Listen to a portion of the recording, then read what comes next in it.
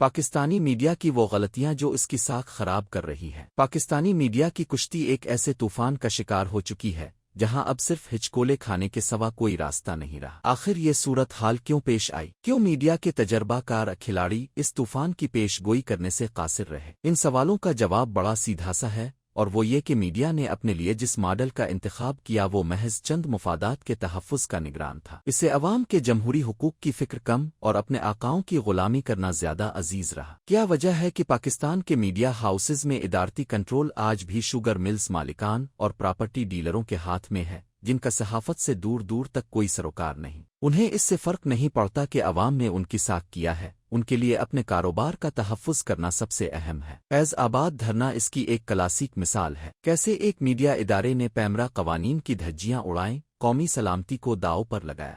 Lahore high court نے نومبر 2017 میں اس channel کا لائسنس منسوخ کیا، مگر پھر لائسنس کی بحالی کے لیے ایک طاقتور ادارے کی طرف سے اس وقت کے چیئرمین پیمرا پر دباؤ ڈالا گیا اور کہا گیا کہ تو اس مخصوص چینل کا لائسنس بحال کیا جائے، پھر تمام نجی چینلز کی نشریات بند کر دی جائیں۔ پہلے تو سابق چیئرمین پیمرا نے کچھ مزاحمت کی، مگر جب وفاقی حکومت کی جانب سے تحریری حکم ملا تو تمام ٹی وی چینلز کی نشریات بند کر دی گئیں۔ ذرا غور کریں، اس طرح کے معاملات کیا پاکستان کے علاوہ جنوبی ایشیا کے کسی دوسرے ملک میں ہوتے ہیں؟ کم از کم میرے جیسے صحافی نے نہ تو کبھی دیکھے نہ سنے۔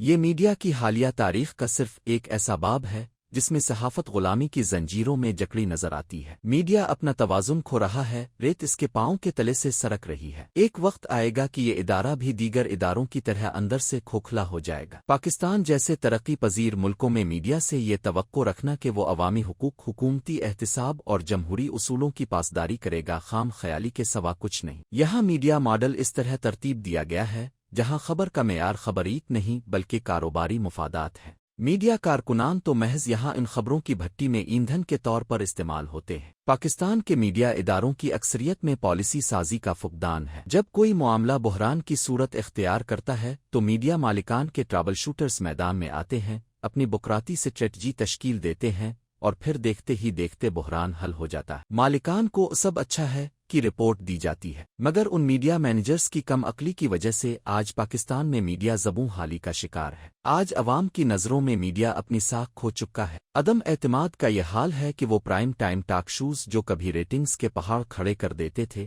اب غیر مقبول ہوتے جا رہے ہیں۔ پاکستان میں پرائم ٹائم ٹریفک اب ڈیجیٹل میڈیا کی طرف شفٹ ہو رہی ہے، سوائے ایک دو چینلز کے دیگر چینلز کے پروگراموں کے ویوز نہ ہونے کے برابر ہے۔ ظاہر ہے جب کوئی دیکھے گا ہی نہیں تو پھر پروگرام کیسے بکے گا، اور اگر پروگرام پیسے نہیں کمائے گا تو چینل کا مالک پیسے کہاں سے بنائے گا؟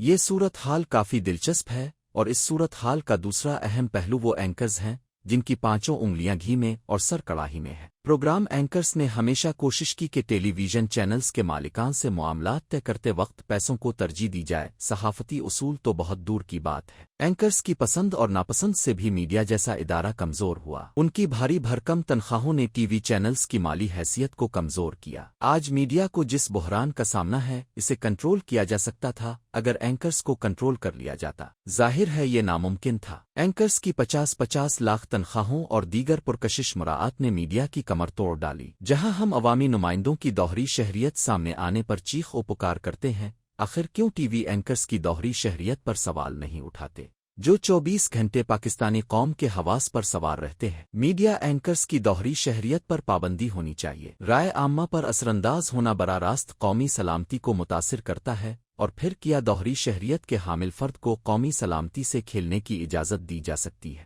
جس نے کسی دوسرے ملک کی وفاداری کا حلف اٹھا رکھا ہو؟